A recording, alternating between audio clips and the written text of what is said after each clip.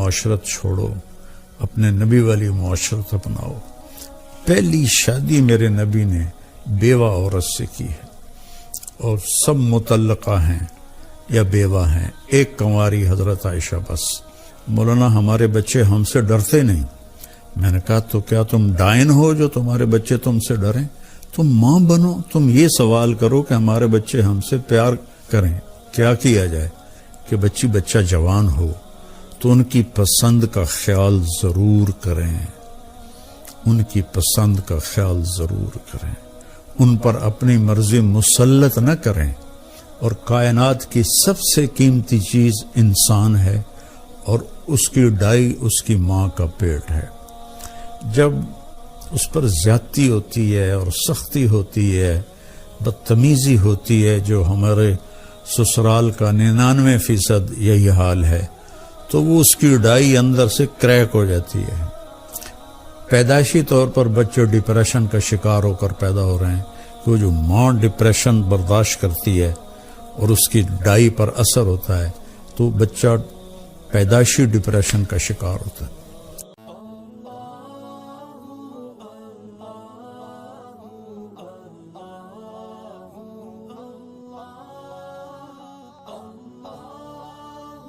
السلام علیکم ورحمۃ اللہ وبرکاتہ۔ بسم اللہ الرحمن الرحیم، والصلاة والسلام علی رسولہ الکریم وعلی آلہ وصحبہ اجمعین۔ میرے محترم بھائیوں، بہنوں، دوستوں، بزرگوں، بچوں، بچیوں، رمضان کا مبارک مہینہ چل رہا ہے، ہم اس پہ اللہ کا شکر ادا کریں، روزوں کی پابندی کریں، تراویح کا اہتمام فرمائیں، بغیر عذر کے 20 تراویح نہ چھوڑیں کہ ہر سجدے پر 1500 نیکی لکھی جاتی ہے۔ تو کتنی بڑی کمائی کر کے ہم آتے ہیں۔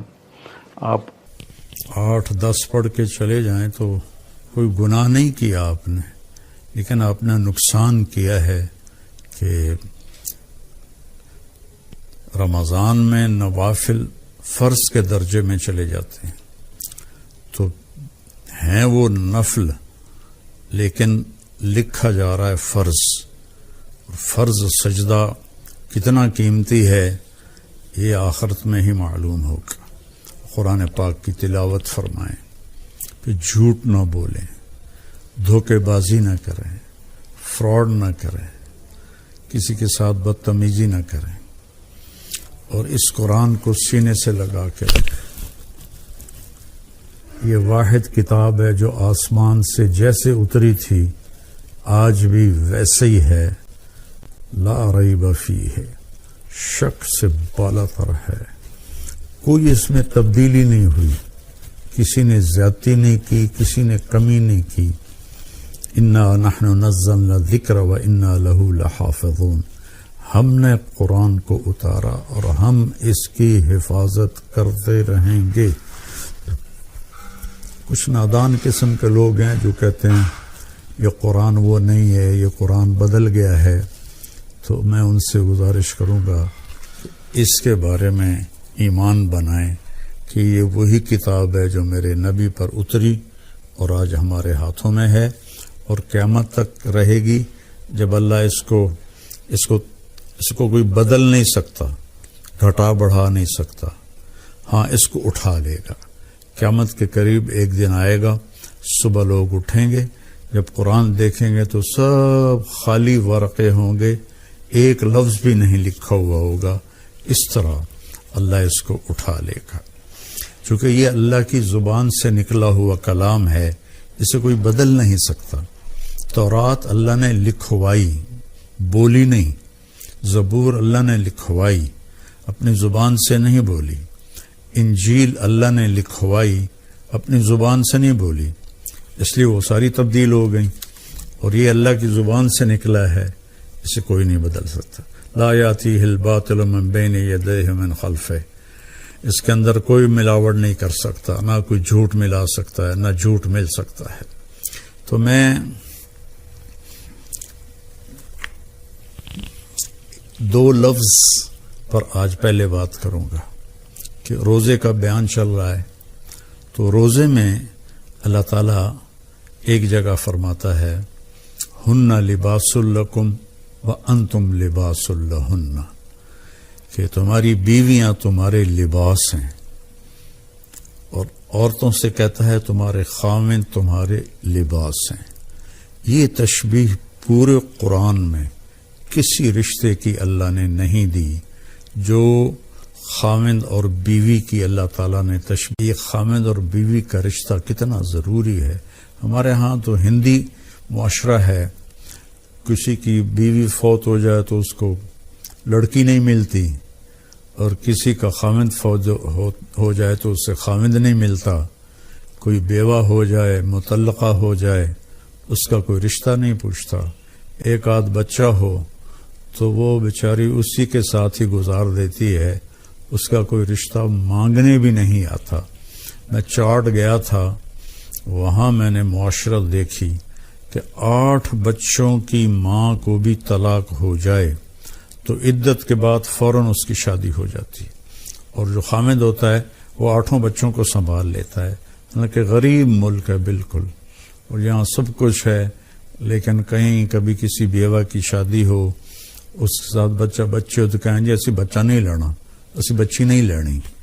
اللہ کے واسطے یہ ہندی معاشرت چھوڑو، اپنے نبی والی معاشرت اپناؤ۔ پہلی شادی میرے نبی نے بیوہ عورت سے کی ہے، اور سب مطلقہ ہیں یا بیوہ ہیں، ایک کنواری حضرت عائشہ بس۔ تو لباس کے لیے کیا ہے، ہم کتنی احتیاط سے رکھتے ہیں، خاص طور پر عورتیں اپنے لباس کا کتنا خیال کرتی ہیں، کیسے وہ ایسے لٹکا کے رکھتی ہیں کہ اس کی کریز خراب نہ ہو۔ مرد اپنے لباس کا کیسے خیال کرتے ہیں کہ اس کو لٹکا کے رکھتے ہیں، کریز خراب نہ ہو، پھر جب پہن لیتے ہیں ایسے ویسے دیکھتے ہیں میں کیسا لگ رہا ہوں۔ تو آپ کو کتنا ہی غصہ آیا ہو، کبھی آپ نے اپنا گریبان پھاڑا ہے؟ آپ اگلے کا گریبان پکڑو گے تو تیری ایسی تیسی، اپنا نہیں پکڑو گے۔ تو اگر آپ اپنی بیوی کو بے عزت کر رہے ہیں تو آپ نے اپنا کرتا پھاڑ دیا ہے۔ کوئی آپ کو عقل مند کہے گا؟ آپ اتنی حفاظت کرتے ہیں کہ کھانا کھانے سے پہلے اوپر رومال بچھاتے ہیں، ہوٹلوں میں بھی ملتا ہے، اب گھروں میں بھی ہوتا ہے، کہ تاکہ کھانے کے کوئی ذرات یا سالن کا کوئی قطرہ وہ کرتے پر پڑ نہ جائے۔ اتنی احتیاط کرتے ہیں۔ اتنی سی احتیاط آپ کر لیں اپنی بیوی کی اور بیوی اپنے خاوند کی، کہ ایک دوسرے کو برداشت کر لیں۔ جو اللہ کی قسم کھا کے کہتا ہوں، ضد چھوڑنے میں اور جھک جانے میں ساری کامیابیاں اور عزتیں چھپی ہوئی ہیں۔ میرے ساتھ اللہ نے شہرت کا عجب معاملہ کیا تو مجھے بہت مسائل کا سامنا کرنا پڑا، تو اللہ تعالیٰ نے مجھے ان 2 چیزوں کی توفیق عطا فرمائی۔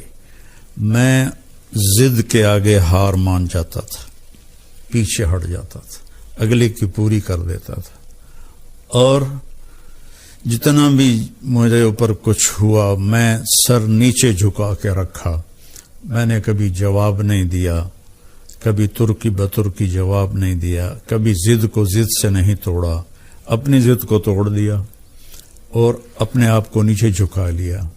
تو میرے مالک نے میرے اوپر کتنا کرم کیا، میں کیسے بیان کروں کہ میرے قیامت تک زندگی لے کر رہوں اور سجدے میں پڑا رہوں تو میں اللہ کی اس نعمت کا شکر ادا نہیں کر سکتا۔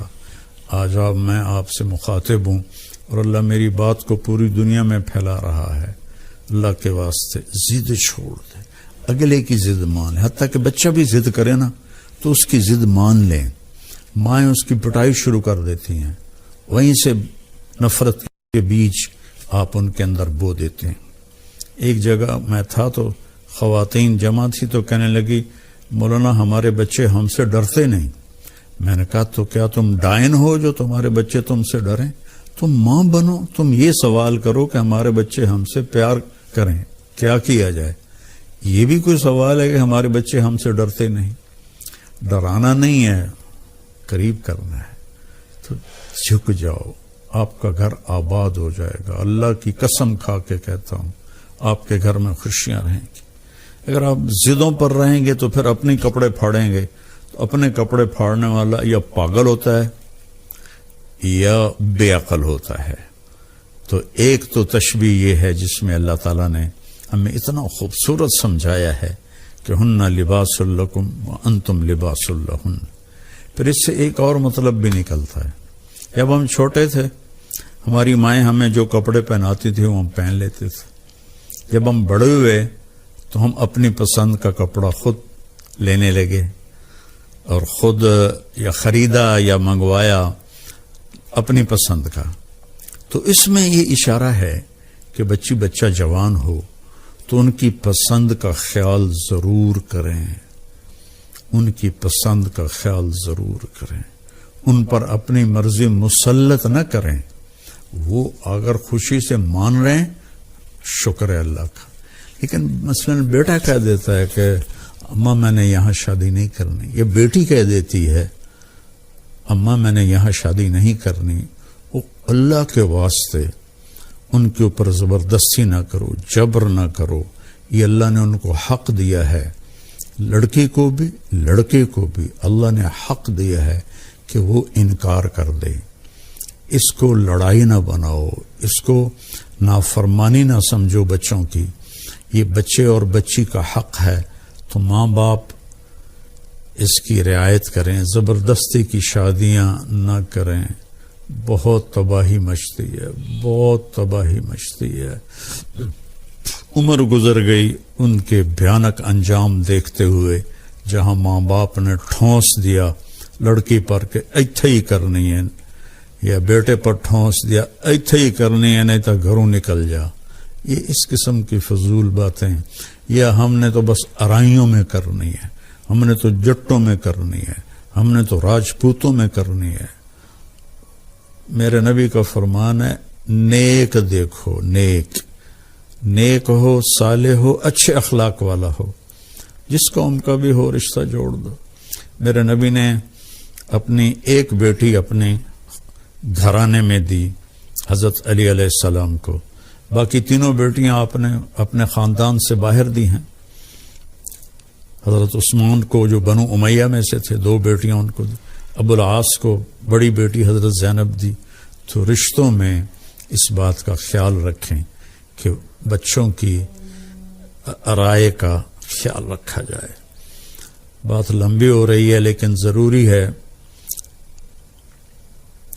حضرت علی رضی اللہ تعالیٰ عنہ علیہ السلام تشریف لائے حضرت فاطمہ کا رشتہ مانگنے، اور جبریل پہلے آ گئے تھے کہ یا رسول اللہ نے علی اور فاطمہ کا رشتہ طے کر دیا ہے. تو جب آ کر بیٹھے تو شرمندگی سے بول نہ سکے. تو آپ نے خود فرمایا علی کیسے آئے؟ وہ خاموش. پھر آپ نے فرمایا فاطمہ کے رشتے کے لیے آئے ہو؟ کہا جی ہاں. تو انشاءاللہ کہہ کے اٹھ گئے. ہاں نہیں کی، صرف اتنا کہا انشاءاللہ، حالانکہ وہی آ چکی ہے. انشاءاللہ سیدھے گھر گئے. حضرت فاطمہ رضی اللہ تعالیٰ عنہ علیہ السلام کو بلایا اور فرمایا بیٹی علی کا رشتہ آیا ہے، میں ہاں کر دوں؟ اللہ اکبر. آج کی بیٹیاں بیچاری ماں باپ کے آگے سر جھکا دیتی ہیں، تو جنت کی عورتوں کی سردار اور حسنین کی ماں، ان کے بارے میں آپ کا کیا خیال ہے؟ بیٹی رشتہ کر دوں؟ جب حضرت فاطمہ نے ہاں کی، کنواری بچی کی خاموشی ہاں ہوتی ہے، انکار نہیں ہوتا ہے. تو آپ خاموش رہیں. اس کا مطلب تھا کہ میں تیار ہوں. اب فوراً واپس گئے، علی لوگوں کو بلاؤ. پھر لوگ آئے، مجمع مسجد میں اکٹھا ہوا. تو آپ نے ممبر پر کھڑے ہو کے پہلی بات یہ کی لوگوں میرے پاس جبریل اللہ کا پیغام لے کر آئے تھے کہ میں اپنی بیٹی فاطمہ کا نکاح علی کے ساتھ کر دوں. جب میرا نبی اتنا خیال کر رہا ہے ہم بھی خیال کیا کریں. اپنے پیٹ سے جنتے ہیں پھر ان پر وہ زیادتی کرتے ہیں، یہ ساری زندگی سے سکتی رہتی ہے. تو لباس کا خوبصورت تشبیہ ہے. دوسرا ہے نساؤکم حرث لکم، تمہاری بیوی تمہاری کھیتی ہے. میں تو ایک قدیم ذمہ دار گھرانے سے تعلق رکھتا ہوں، تو میں نے اگرچہ ڈائریکٹ ذمہ دارہ نہیں کیا، لیکن میں جانتا تو ہوں کہ فصل کو کیسے، کھیتی کو کیسے اگایا جاتا ہے اور کیسے اس کو پروان چڑھایا جاتا ہے. کبھی آپ نے دیکھا کسی پاگل کو کہ وہ آم کے پیڑ کو ڈنڈے مار رہا ہو کہ تو ایسواری آم کیوں نہیں دیتے، یا کپاس مکئی کو آگ لگا رہا ہو کہ ادھر چھلی نہیں لگی، ادھر ڈوڈا نہیں لگا. کس قدر ذمہ دار محنت سے فصل کو اگاتا ہے. اور پھر اس میں میاں بیوی میں کھٹبڑ تو ہوتی ہے، یہ جنت میں جا کے ہوگا ٹھیک، یہاں رہے گی، یہاں کھٹبٹ رہے گی، اس لیے جھکنا ہے، ایسا نہیں کرنا، ایسے کرنا ہے. تو اس میں گندی بوٹیاں پیدا ہو جاتی ہیں. تو ان گندی بوٹیوں کو نکالنے کے لیے ٹریکٹر کے الگ پتلے ٹائر ہم لگاتے ہیں تاکہ جو کھیتی ہے اس پر ٹائر چڑھ نہ جائے. تو پتلے سے ٹائر ہوتے ہیں اور پیچھے پتلے باریک حل ہوتے ہیں جو صرف جڑی بوٹیوں کو آرام سے نکال کے باہر پھینک دیتے ہیں. اور جو دو پودوں کے بیچ میں ہوتی ہیں وہ ہم مزدور لے کر وہ کھرپی سے اس کو نکلوا دیتے ہیں. تو یہاں بھی کیا خوبصورت تشبیہ ہے. کھیتی کو پیار سے اگایا جاتا ہے، پرورش کی جاتی ہے. یہ سردیاں آئیں تو آم کے درختوں کو جو چھوٹے تھے سب نے ڈھانپ دیا کہ سردی کی وجہ سے یہ جل نہ جائیں. پانی وقت پہ دو، کھاد دو، خشک شاخیں کاٹو، سپرے کرو. ابھی ہمارے گھر میں ہمارے باپ کے ہاتھ کا لگا ہوا آم کھڑا ہوا ہے 1964 کا، تو وہ جا کے ستمبر اکتوبر میں پھلتا ہے. تو وہ اس کی شاخیں بہت ہو گئی تھیں خراب، تو ہم نے مالی کو بلا کر وہ ساری کٹوائیں کہ تاکہ نئی شاخیں پیدا ہوں اور دوبارہ یہ پودا پھل دے. تو جس طرح کھیتی کو آپ کے گھروں میں پھلواڑی ہوگی، پھول ہوگا یا کوئی پودا ہوگا گملے میں ہوگا، آپ کتنا خیال کرتے ہیں. ایسا اتنا خیال آپ اپنی بیوی کا کر لیں. یہاں تو صرف مرد کو ہی اللہ حکم دے رہا ہے، یہاں عورت کو نہیں دے رہا، مرد کو کہہ رہا ہے اس کو کھیتی کی طرح پالو کہ اسی نے تو پھل دینا ہے، اسی پر تم زیادتیاں کرو. سب سے جتنی کوئی چیز قیمتی ہوتی ہے اس کی ڈائی اس سے بھی زیادہ قیمتی ہوتی ہے کہ اس میں ذرا بھی خراش آ جائے تو وہ خراش اس چیز پہ پڑتی ہے. مرسڈیز کی ڈائی کتنی قیمتی ہوگی، اس پہ خراش ہوگی تو مرسڈیز پہ خراش آ جائے گی. کوئی بھی موٹر ہو خراش آ جائے، فوراً ڈائی کو توڑ کے نئی ڈائی لگاتے ہیں. اور کائنات کی سب سے قیمتی چیز انسان ہے اور اس کی ڈائی اس کی ماں کا پیٹ ہے. جب اس پر زیادتی ہوتی ہے اور سختی ہوتی ہے، بدتمیزی ہوتی ہے، جو ہمارے سسرال کا 99% یہی حال ہے، تو وہ اس کی ڈائی اندر سے کریک ہو جاتی ہے. پیدائشی طور پر بچے ڈپریشن کا شکار ہو کر پیدا ہو رہے ہیں کہ وہ جو ماں ڈپریشن برداشت کرتی ہے اور اس کی ڈائی پر اثر ہوتا ہے تو بچہ پیدائشی ڈپریشن کا شکار ہوتا ہے. تو اللہ کے واسطے اپنی بیویوں سے حسن سلوک رکھیں. اللہ تعالیٰ کہہ رہا ہے وَعَاشِرُوهُنَّ بِالْمَعْرُوفِ، اپنی بیویوں کے ساتھ اچھا سلوک کرو. فَإِن كَرِهْتُمُوهُنَّ، اگر تمہیں کوئی بات اچھی نہیں لگتی یا وہ پوری اچھی نہیں لگتی، فَعَسَىٰ أَن تَكْرَهُوا شَيْئًا وَيَجْعَلَ